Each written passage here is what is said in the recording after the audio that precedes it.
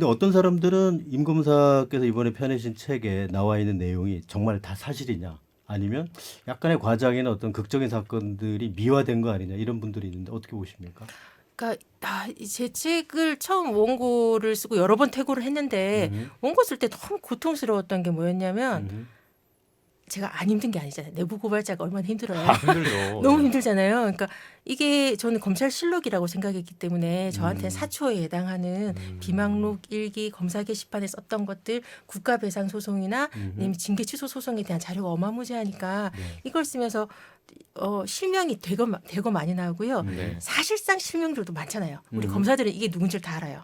아. 제가 해당에서 그때 부장이 이성이면 누구면 한 명이 특정되는 상황이니까 몽땅 실명이라고 생각하셔야 되는 상황이니까 네. 이 사람들이 문제 제기할 수 있어서 저는 그 다 각오하고 하는 거거든요.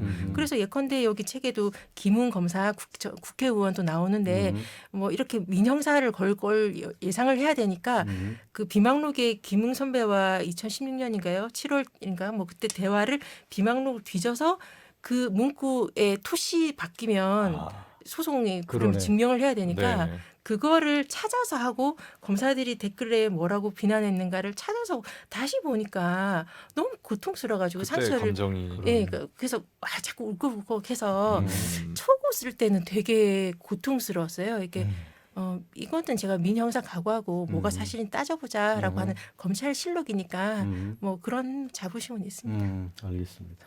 사실은 뭐 앞서서 무죄구형 말씀도 해주셨습니다만 저도 이제 나름대로 이제 몇 년 기자나 불행이로 일을 하면서 검찰이 무죄를 구형하는 것 자체도 한 번도 본 적이 없습니다만은 이 논고 같은 경우에도 사실은 좀 딱딱한 경우가 많거든요. 그러니까 뭐 어떻게 돼서 그러니까 사실 뭐 판결문도 마찬가지입니다만 법조계에 쓰는 단어들이 대부분 그렇지 않습니까? 근데 그 임 부장님께서 쓰신 이제 논고 같은 경우에는 뭐 인간에 대한 연민과 또 따뜻함이 느껴진다 이런 얘기들이 많은데 사실 이렇게 쓰시는 검사님들이 그렇게 많지는 않은 거죠.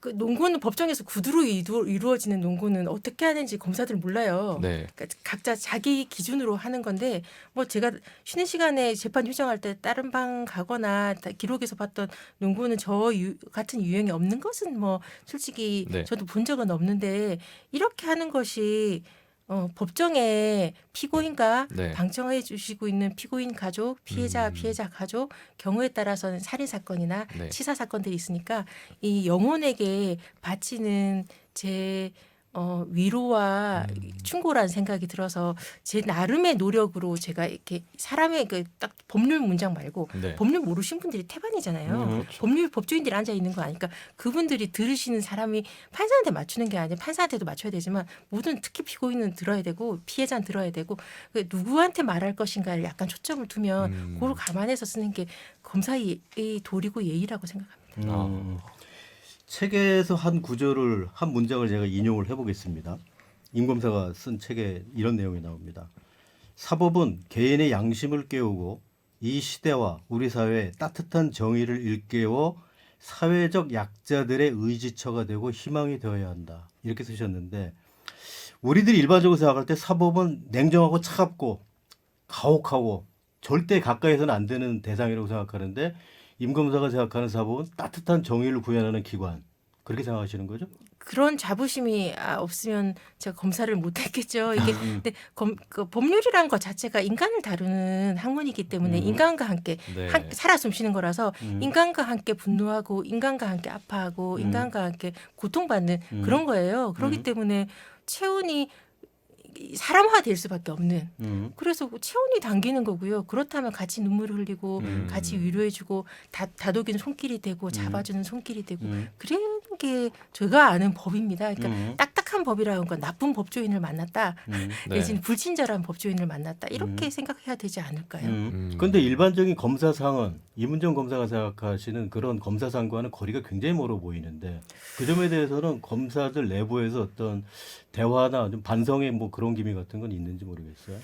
그게 검사들이 일이 너무 많아요. 그럼 아. 불친절해지잖아요. 네. 그러니까 제가 예전에 대학 후배가 하숙집 후배가 너무 배가 아파서 맹장염 결과로 맹장염이었는데 응급실에 갔을 때 제가 의사들을 보면서 결심했는데 응급실 의사들은 환자들이 다 응급실 난리가 났잖아요. 네. 막 짜증을 내는 거예요. 근데 아하. 정말 피곤해 보이는 그들을 보면서 이해는 하면서 아하. 근데 내 친구 내 후배가 지금 고통받고 있는데 네. 의사가 보니까 말도 안 나오는데 너무 고통받고 이제 어떻게 할 수가 없어서 내가 언젠가 저기 법조인 되면 난 안절해야지라고 생각은 했어요. 근데 일이 너무 많으면 짜증이 나요. 아. 그럼 불친절해져요. 네네. 그러니까 이게 검사들이 불친절한 사람도 있고요. 네. 그리고 정말 일이 너무 많아서 메말라지는 경우도 있고요. 그러니까 그런 것들이 이런저런 것으로 좀 나쁜 사람들도 있고 중복되는 것 같습니다.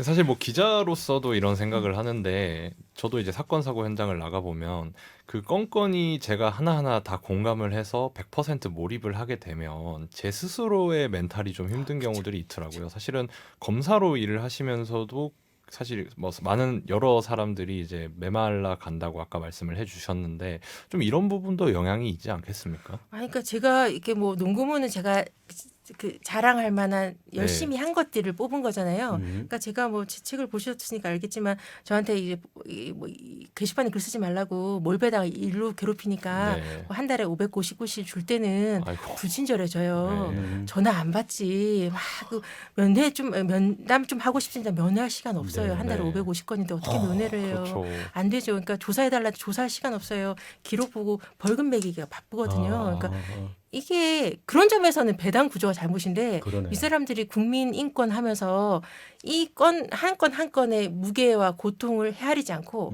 가벼운 형사부 사건 저 검사 엿먹어야지 뭐 이러면서 주는 이렇게 되면 그 검사가 엿먹는 게 아니라 당사자가 엿먹는 건데 그렇죠. 윗사람들은 거기에 대한 것의 배려가 역시 메말른 나쁜 사람들이 뒤로 잘 가니까 그런 거라 가지고 제가 불친절할 때도 많았고요. 그러니까 그런 부분에 대해서는 저도 늘 부끄러운데 그래서 그러기 때문에 이 한 건 한 건도 중요하지만 구조를 바꾸지 않으면 저도 다 네네. 친절할 수도 없고 이런 문제에 대해서 늘 고민하려고 하기 때문에 제가 게시판 투쟁을 시작한 거예요. 그 구조에 대한 내용이 결국 이제 검찰 개혁 비슷한 뭐 그런 그렇죠. 내용 그런 쪽 관련된 내용들이 많을 것 같은데 사실은 뭐 앞서서도 한번 말씀을 해주셨습니다만은 사실상 실명으로 쓴 책이나 다름이 없다고 말씀을 해주셨어요. 그냥 그쪽 업계 법 쪽에 또는 이제 검찰 쪽에 있는 분들이 보면 가명으로 쓰건 익명으로 쓰건 뭐 대충 이제 누군지 다 알 수 있다라는 말씀이신데. 사실은 저희 입장에서는 이걸 출간하시고 나서 조금 더 곤란해지시지는 않을까 약간 걱정도 되고 뭐 워낙 그동안 여러 가지 평지풍파를 겪어 오셨기 때문에 괜찮으시겠지라고 생각하면서도 걱정이 좀 되는데 이런 부분은 좀 어떻게 하실? 뭐 각오하고 쓴 거고요. 네. 그러니까 뭐 우리 검찰은 제가 느끼기에 무죄를 주류하는 조직은 아니거든요. 그래서 뭐 던지기 기소를 한 번씩 하는 것을 예컨대 과거사에서도 그 PD 수첩 사건은 무죄 날 줄 알면서 기소를 강행하라고 하는 조직이니까 찍히면 뭐 몰아가기 수사라든지 뭐 털어보자 뭐 이렇게 되는 지구 끝까지 찾겠다 뭐 이럴 수도 있는 거잖아요. 그러니까 그런 거 내부 고발자로 제가 10년 동안 그 점심시간, 중식시간도 발발 떨었었으니까 그런 것에 대해서 뭐 모르는 것도 아니고 각오는 했는데 그렇기 때문에 뭐 저기 그전에 변호사님들과 그런 걸 원고를 출판사 하기 전에 이미 변호사님들과 좀 상의를 조금 했었고요. 네. 하게 되면 오히려 잘 됐다. 무엇이 사실인지 따져보자. 그래서 뭐 비망록이라든지 이런 걸로 대조하면서 한 거니까 좀 문제가 되더라도 해일은 밀려올 거라고 생각해요. 언제나 해일은 밀려왔으니까 해일이 밀려와도 저는 뿌리를 깊이 내리고 있으니까 떠밀려가지 않고 네. 꿋꿋하게 지키면서 무엇이 사실인지 따져볼 생각입니다. 멋있습니다. 지금 임 검사 말씀을 듣고 난 다음에 제가 상당히 놀랍다라고 생각되는 게 검사하고 부장검사인데 사건이 생기니까 변호사하고 상의를 했다. 이건 저로서는 굉장히 그러니까 그게 상상이 뭐냐면요. 어려운데. 네. 이게 자기 사건이 되면 객관화가 덜 되잖아요. 그렇습니다. 그러니까 그런 문제이기 때문에 제가 뭐 민의 형사 하게 되면 저도 제가 재판을 지금 공익 신고한 것도 여러 건 있고 국가배상 소송 등등등 해서 여러 가지 한 6개 정도가 지금 이것저것 공수처라든지 계류 중인데 제가 제 일도 해야 되기 때문에 변호사님들을 다 선임했어요. 네. 그러니까 변호사비로 많이 들이지도 못하면서 이제 등골이 빠지고 있는 상황인데 그러니까 여러 명이랑 같이 머리를 맞대고 지혜를 찾는 게 좋고요. 다음에 네. 이렇게 크로스 체크를 해야 되잖아요. 제가 음. 생각하는 것과 변호사들이 아. 공격 포인트가 다르니까 크로스 체크하는 차원에서 뭐좀 여러 명이랑 의논해 보면서 그리고 만일 경우 하게 되면 제 변호사 선임을 또 약간 말해야 하면서 뭐 작전 계획이 하나인데 뭐 그렇게 준비는 하고 있습니다. 단단히 준비하지 않으면 이건 나름 저한테는 거대한 조직과의 싸움이잖아요. 그렇죠. 그러니까 유비무환이라는 생각이 절로 드는데 아까 말씀하신 2012년 12월 18일 날짜를 특정하셨는데 그 날짜가 이문정 검사 인생에서 가장 실질적인 전환점이라고 우리들이 생각해도 괜찮을까요? 그러니까 실질적인 전환점이라기보단 저를 시험했고요. 아하. 제가 무죄 구형을 할 수 있을지 저도 잘 몰랐잖아요. 음. 정말 진짜 무죄 구형을 할까봐 무서웠고 음. 안 할까봐도 무서웠거든요. 아. 그 미쳐버리겠더라고요. 음. 그러니까 근데 사람들이 알면 안 되잖아요. 막을 거니까. 네. 그러니까 일주일 동안 해야 돼 하면서 근데 떨는 걸 들키지는 않아야 되는 그 순간이 너무너무 괴로웠었는데 전환점보다는 내가 주제넘지만 나를 이겨냈다. 공포를 이겨냈다라는 그런 점에서 그 다음부터는 힘들긴 힘들어도 그때만큼 무섭진 않아요. 그때는 죽을 줄 알았는데 안 죽네 뭐 이런 거 있잖아요. 그러니까 해볼 만하다. 그러니까 견딜 수 있다. 이겨낼 네. 수 있다. 도와주러 사람들이 오고 있다. 뭐 이런 느낌이 있어가지고. 그러니까 10년 전에 이문정하고 2018년 12년 12월 18일 이후 이문정은 전혀 다른 사람이 된 거군요. 그러면. 그렇죠. 그리고 그때는 하지만 제가 한 60년 뒤에 무죄, 그러니까 제 억울함이 밝혀질 줄 알았어요. 60년을 보고 계셨어요. 그 이유가 뭐냐면 제 윤길중 사건 60년 뒤에 무죄 난 거거든요. 그래서 제 생각으로는 뭐 사육신, 생육신처럼 수백 년 뒤에 신혼되면 너무 억울할 것 같고, 네. 근데 살아생전에 못 볼 수도 있어서 그거는 그러니까 살아생전에 바뀔 거야라고 하면 실망하면 죽을 때 너무 슬프잖아요. 그래서 죽을 때 슬프진 않고 해서 죽으면서 3일장 무덤 관에 들어가기 전에는 억울함이 밝혀질 거라고 생각하고 죽으려고 네. 제가 한 60년 잡았는데요. 근데 생각보다 빨리 바뀌는 걸 제가 봐서 이게 승리의 DNA가 저한테 새겨지더라고요. 견디면 바뀌어. 난 견딜 수 있어.